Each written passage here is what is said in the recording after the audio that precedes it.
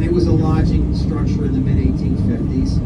And her plan was to spend the night there and see the sun come up the next morning. I've had the pleasure of being up here on a clear winter day.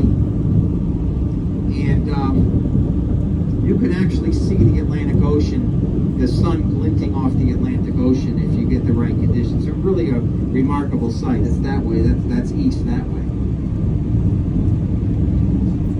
So at any rate, they were going to hike Mount Washington and see the sunrise.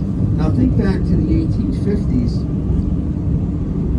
The clothing of the day, they didn't have Gore-Tex and down and waterproof boots and all those things that we have today. So she was likely dressed in a cotton petticoat, maybe a wool dress and a wool coat and leather boots and whatnot. So it was going to be an arduous trip no matter what because of the time period that she lived in. And the second thing that was working against her is that her group did not leave the Glen House until about 2:30 in the afternoon, which is really very late to try and summit Mount Washington late in the day, especially in those days. But she was hiking, she was determined, she was hiking with her uncle and her young cousin.